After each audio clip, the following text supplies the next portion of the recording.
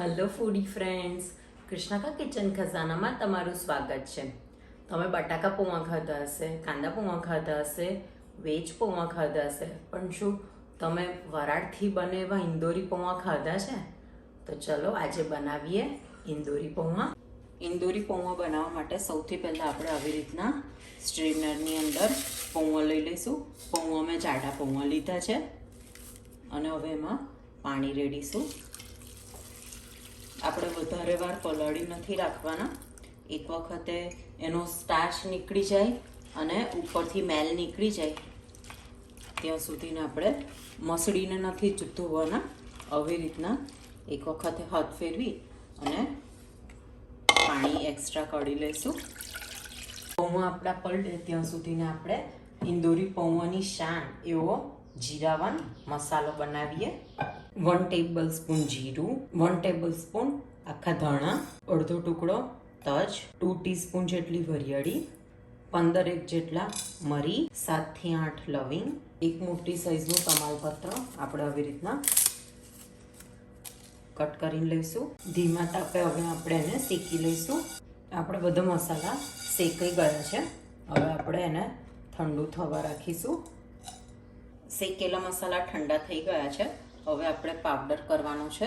તો જારની અંદર મેં મસાલા લઈ લીધા છે. 1 સ્પૂન જેટલું મેં સૂંઠનો પાવડર લીધો છે, 1 સ્પૂન જેટલો આમચૂર પાવડર, 1 થી થોડી ઓછી ચમચી સંચળ પાવડર, 1 ચમચી જેટલું લાલ મરચું, 1 ચમચી મીઠું, 1 થી થોડી ઓછી ચમચી હળદર, 1/2 સ્પૂન હિંગ અને 1 સ્પૂન જેટલી ખાંડ. હવે ક્રશ કરી લઈએ. જીરાવન મસાલો રેડી છે. ટ્રસ્ટ મી ફ્રેન્ડ્સ, બહુ મસ્ત સ્મેલ આવી રહી છે શેકેલા જીરાની. બધા જ આપણે મસાલા યુઝ કર્યા. વાવ! પૌવા આપણા પલળીને રેડી છે. મેં બાઉલમાં લઈ લીધા છે. એકદમ છૂટા ને બહુ જ ફાઇન પૌવા આપણા રેડી થયા છે. હવે આપણે એને સ્ટીમ કરવાના છે. સ્ટીમ કરતાં પહેલાં એનો મસાલો કરી દઈએ. આપણા ટેસ્ટ અકોર્ડિંગલી અંદર દળેલી ખાંડ નાખીશું. અહીં મેં 1.5 ચમચી જેટલી દળેલી ખાંડ લીધી છે. થોડી હળદર લઈશું, સ્વાદ પ્રમાણે મીઠું લઈશું અને ટેંગી ફ્લેવર માટે અડધું મેં લીંબુ લીધું છે, એ નિતારી દઈશું. હવે આને મિક્સ કરી લઈએ પ્રોપર. પૌવા પ્રોપર મિક્સ થઈ ગયા છે મસાલા સાથે. તો આપણે હવે એને સ્ટીમ કરી દઈએ. પૌવાને મેં હવે કાણાવાળા ટોપલાની અંદર કાઢી લીધા છે. હવે આપણે એને સ્ટીમ કરવા રાખીશું. આપણે સ્ટીમરની અંદર પૌવા મૂકી દઈએ અને 10 થી 15 મિનિટ માટે આપણે એને ચડવા દઈશું. પૌવા આપણા સ્ટીમ થઈને રેડી છે. હવે એક બાઉલમાં આપણે એને ટ્રાન્સફર કરી દઈએ. તડકા પેનની અંદર 2 ટેબલ સ્પૂન જેટલું મેં ઓઇલ લીધું છે. તેલ ગરમ થાય એટલે અંદર લઈશું જીરું. જીરું તતડવા લાગે એટલે આપણે અંદર લઈશું સિંગદાણા. જો તમારે સિંગદાણા અંદર એડ ના કરવા હોય તો પૌવા સ્ટીમ કરવા મૂકો એ પહેલાં પણ તમે આવી રીતના વઘાર કરી શકો છો. પણ જો તમે સિંગદાણા પસંદ હોય તો વઘાર પછી કરો તો વધારે સારું. તો ક્રન્ચીને સિંગદાણાની રહેશે, નહીં તો સ્ટીમ થશે તો થોડાક પોચા થઈ જશે.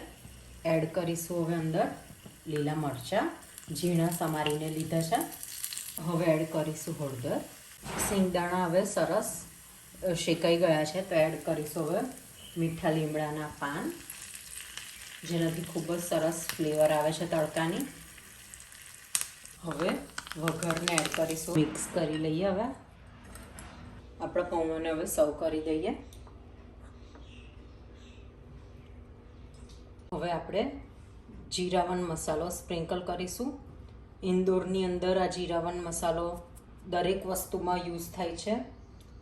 ત્યાં સેન્ડવિચ મળતી હોય તો સેન્ડવિચ ઉપર પણ આ જીરાવન મસાલો સ્પ્રિંકલ થતો હોય છે. પછી એડ કરીશું બુંદી, તીખી બુંદી, પછી રતલામી સેવ, દાડમના દાણા.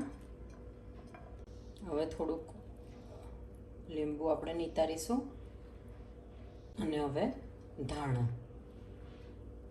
ઇન્દોરી પૌવા રેડી છે.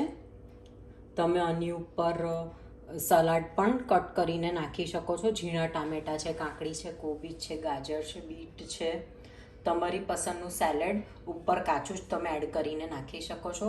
તમે સ્પ્રાઉટ્સ બનાવીને પણ આની અંદર એડ કરી શકો છો. પણ ઇન્દોરની ગલીઓમાં તમને લારી પર જે રીતના પૌવા મળે એ રીતના પૌવા રેડી થયા છે. તો ચલો મારા સનને ટ્રાય કરાવીએ કે ઇન્દોરી પૌવા કેવા બન્યા છે. Rajveer,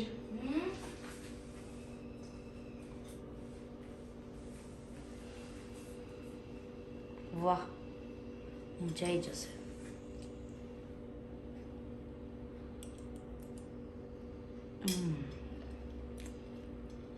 Like it? Yes. Thank 10 you. out of 10. Oh my god.